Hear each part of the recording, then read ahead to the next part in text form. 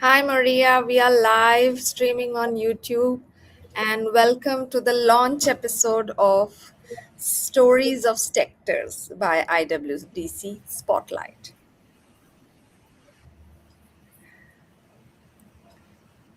Hi, Thank you Ranjini. so Thank much. you very much. Yeah, I see there is a lag, so I know I'll wait for you to answer. Yes, thank you. Okay. Okay.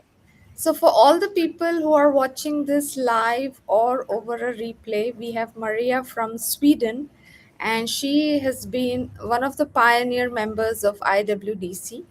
And this Spotlight podcast series is dedicated to showcase women around the world in the leadership segment. And as sectorial head, she has been heading Women in Peace and Human Rights for a very long time now with IWDC. So before we run into the questions, Maria, I want you to introduce yourself to the audience. Yes, thank you very much. And first of all, thank you for inviting me to this podcast. I'm truly grateful. And of course, we also thank Mariam Khan for connecting us all in this platform. Yes, Okay, I'm Maria Veneke Ylikomi, but I'm also engaged in many different in working for peace and human rights and indigenous rights and the environment, for example. okay. All right, Maria. Let's get into the questions now. So take us Yes, back to the beginning. What was your childhood like, and what experiences shaped your worldview? yes, I grew up in Karlskrona, a city by the sea in southern Sweden, and I think what shaped my worldview most was school. I enjoyed school very much, library and read books, and I think this is the where I started to enjoy language, which I'm working with today. And also, I think Astrid Lindgren's books affected me more than I realized at that time. But every child in Sweden read her books, and she has written many children's books. For example, Pippi Longstocking and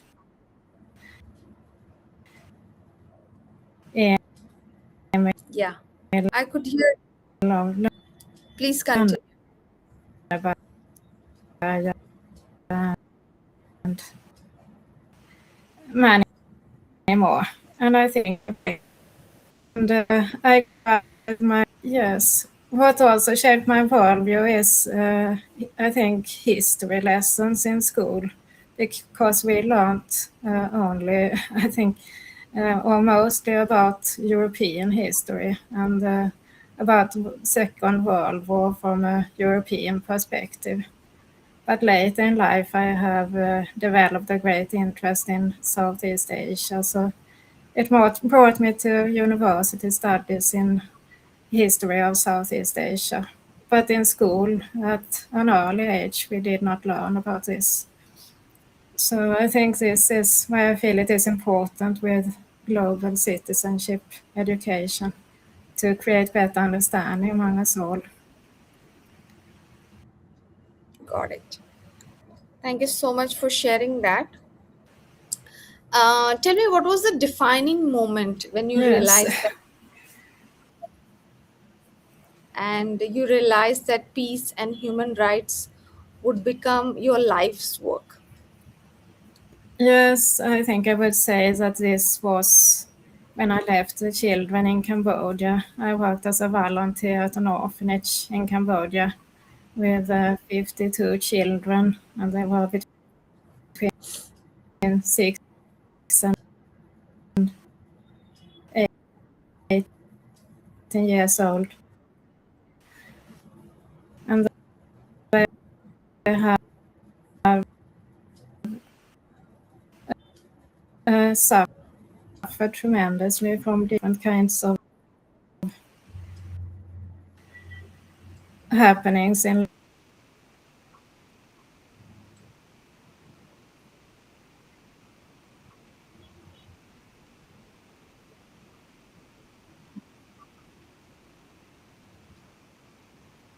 this time myself to try to make the situation better.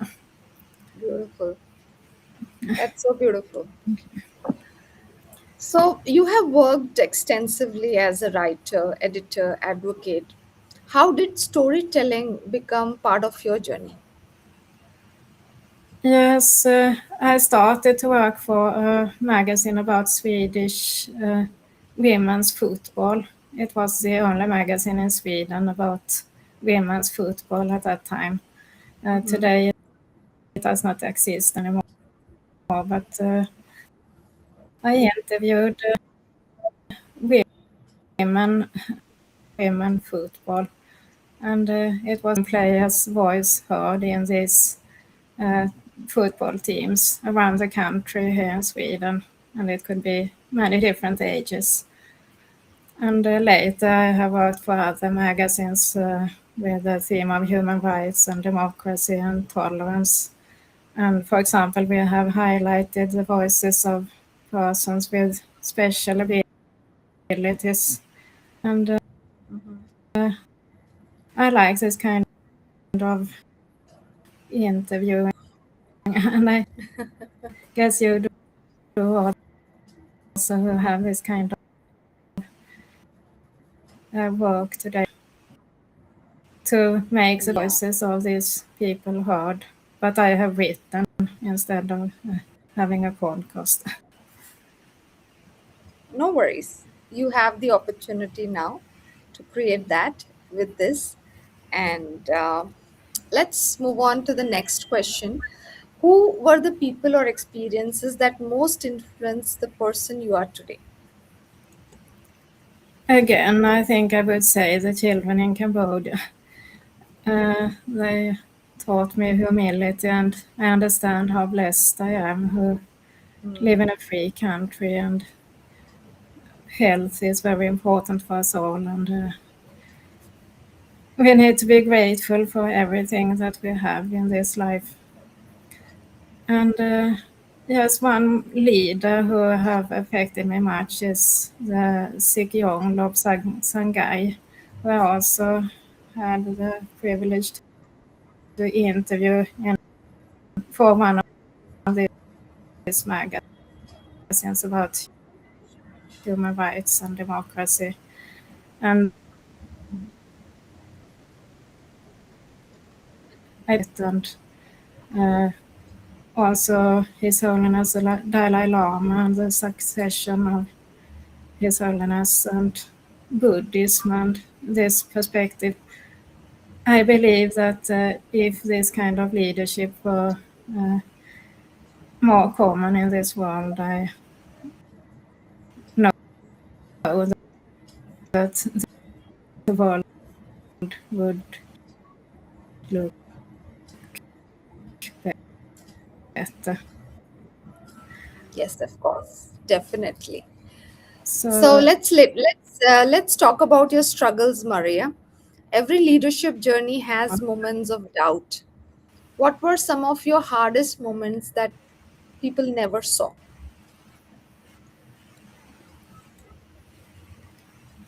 yes, again, I would like to highlight Cambodia because I feel it is very difficult to work and raise awareness about the situation for the people in Cambodia today. And at least here in Western media, it is not seen much about the situation between Thailand and Cambodia. And I think with the history that we know, that this is very important, that we do not stay silent and that we try to raise the voices of the journalists who are doing work in this region and try to report the truth. And I have tried to work with this. I'm a member of the Swedish Union of Journalists, and in this union I have tried to raise awareness about the situation in prison journalists in the world. I find a great challenge, but I also thank many organizations that have been helping in this Global Women Development Network. We have had Voices from Cambodia, and Institute of International Peace Leaders is another organization that also has helped in this. And one more organization that I think is doing very good work for freedom of expression, which I feel also is very important for peace, is SAK Journalist Forum. They are working for peace, journalism, and freedom of expression and democracy, mostly in SAK countries, but also I think worldwide.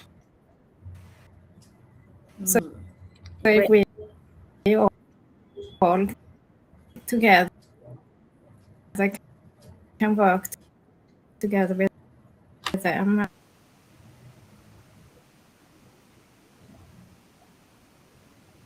place the most highlighted country, I think, in media here in Sweden. But I feel that there are so many other conflict areas in the world that could get some more attention also in the media here.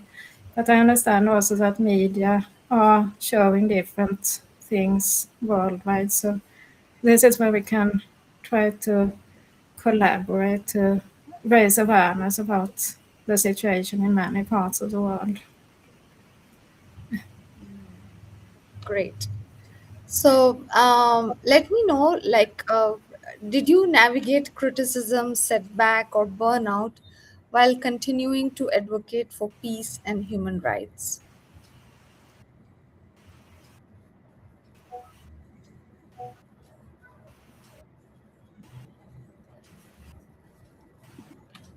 Did you hear me, Maria?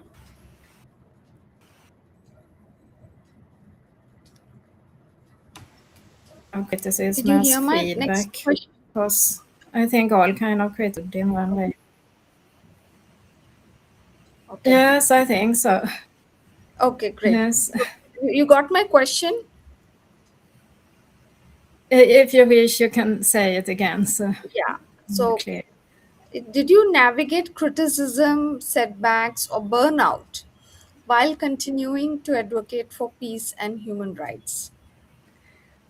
Yes, I think that all kinds of criticism is good in one way because we can learn from it. So I try to take all kind of criticism as feedback. But when it comes to burnout, maybe I still have something to learn because maybe sometimes I would need to try to slow down something. But at the same time, I work for peace is what gives me energy. So it is a balance. Yeah. Need to Okay. try to.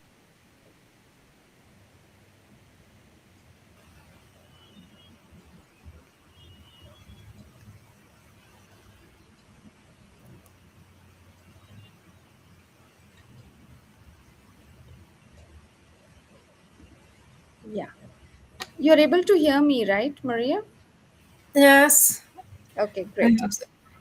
So let's move on and to the next question I have for you is, when did you first realize that your voice had the power to influence others? I do not know if there was a special moment for this, but I do realize that we all have the power to influence in one way. And I think it's important that we use our words wisely. And for example, we have election year here in Sweden now, and uh, it is very. So I think it is stiff Sweden nowadays when leaders have this kind of harsh language. It Mm. is not easy for the society if leaders have that kind of language wisely. Also in social media, there are too much hate and hateful comments, and so I think education about responsible use of media could be one way in our Global Women Development Network also. But I need to thank Mariam Khan because she is a real champion for women's voices and women empowerment. So she helped me much in this. So I'm grateful for that. And also in other Wonderful. organizations. Great. All right. So let's move on about, and talk about the impact. You have served in multiple international platforms and initiatives. What have you intentionally built that you believe creates lasting impact?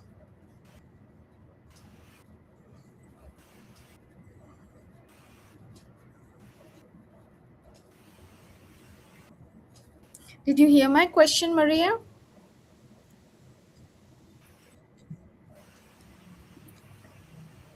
I think I lost you. The question. You heard me? Not the whole question. Okay, okay. Let me put it again. I think there is a delay due to the internet that we are using. Um, Let me recreate the question for you. So, having served in multiple international platforms and initiatives, have you intentionally built anything that you believe creates lasting impact? Uh, I think maybe I have built trust in these organizations. Uh, and I know that trust can be broken very easily, so I feel I need to be careful. But I'm thankful, for example, to Mariam Khan for the trust that she puts in me and this organization.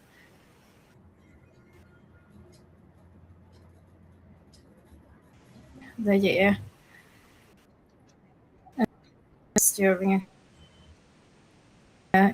this is something that I have started with this within Global International, an organization that is working for indigenous rights. And I think I have seen this grow within these organizations, uh, awareness about these days. And I think it can be one way to uh, find a common ground, even among countries that are in conflict with each other, that we can celebrate these days together and also collaborate for water, for example, and the environment.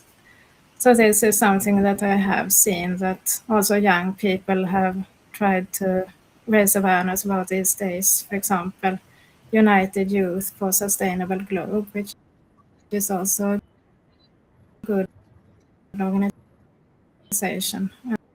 And they have also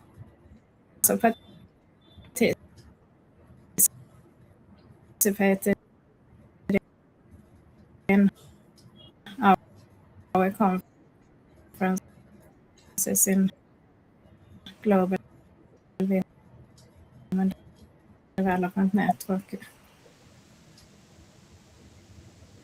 Got it. Thank you so much for creating this, Maria. My next question is, what role does collaboration play in creating meaningful change? key for success in our peace building activities. And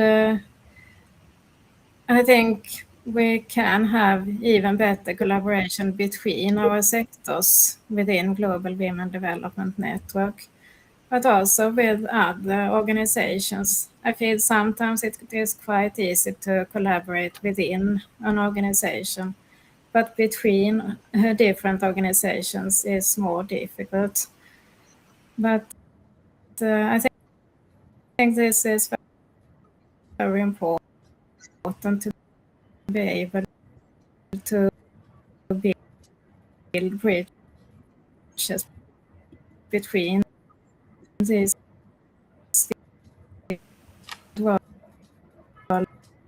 worldviews and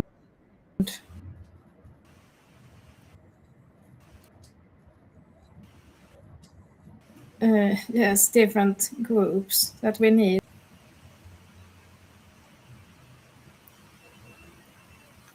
Got that. Thank you. Thank you so much. Maria, my next question is about the current reality when it comes to peace and human rights. So, in your perspective, what is currently missing in the global peace and human rights sector?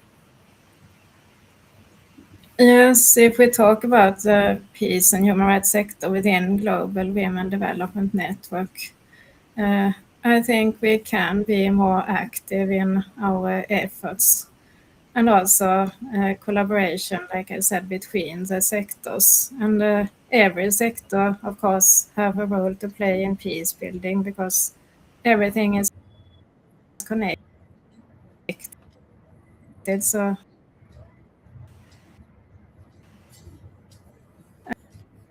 I think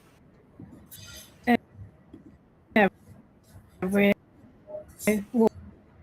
woman in this network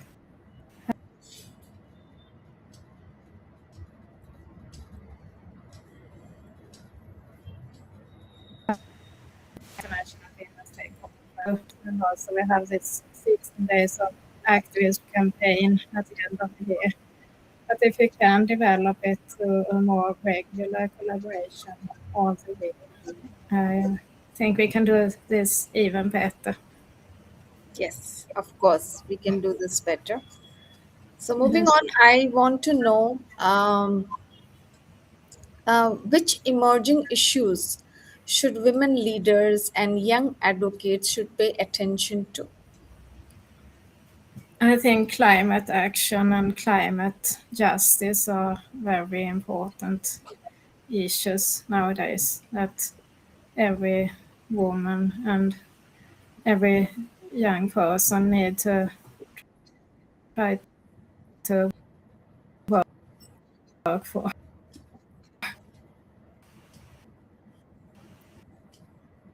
I know Yes. the situation is very difficult, very hot summer now, but I know that it is vital for.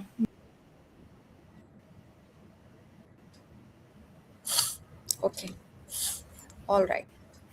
So, moving on, what values should the next generation hold on to as they lead the future? I think empathy is one very important skill that I know you have very much. So we are truly blessed to have you as a moderator in the conference. And yes, also tolerance and respect for different worldviews. Hmm. Yeah. And like me, the acceptance of the other person or other culture, uh, and the way it is, rather than fixing or changing things. So realizing that they are one of us, right? Yeah. You could hear me, Maria?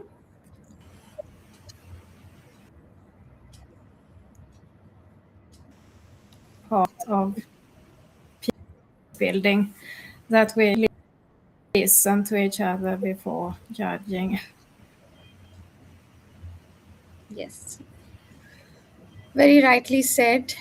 And now let's look at the vision. What when you think of 2030, what does success in peace and human rights look like? Yes, I think the most important goals to start with are food for all and water for all and peace for all. And at the same time, of course, that we take care of the planet together. But I would also like to highlight the inner development goals. We have worked with them some uh, time within Global Women Development Network, uh, which is a blueprint of the skills that we need to be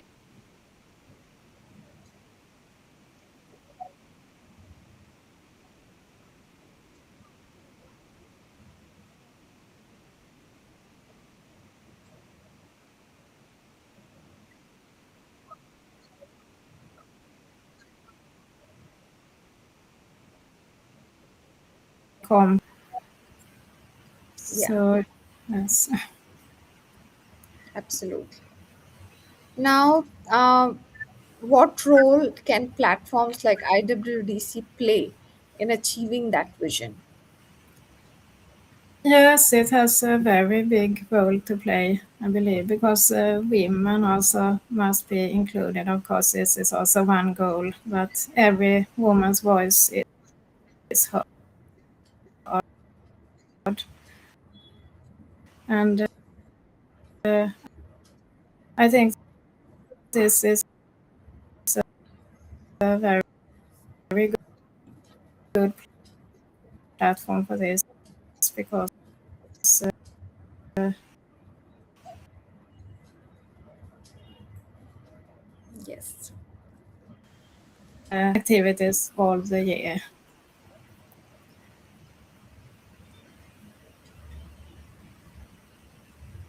yeah. So thank you so much, Maria, for sharing not only your achievements but also the untold moments that shaped your journey. And as we wrap up, to everyone listening, remember behind every sector there are stories, stories that deserve to be heard, preserved, and celebrated. Thank you for joining us on the stories of sectors. Until next time, keep listening, keep learning, keep amplifying the voices, creating change around the world. And before we leave, Maria, uh, in your words, complete the sentence. By 2030, I hope the world will.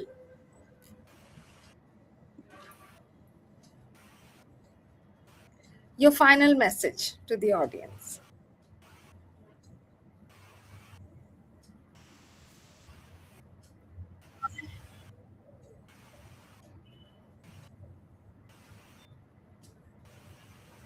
You could hear my question, Maria?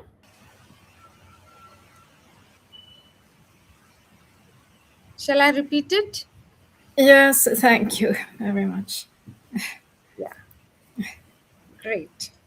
So, until next time, with another leader, another sector on Spotlight, we'll meet again. And thank you so much, Maria, for joining and sharing your vision with us.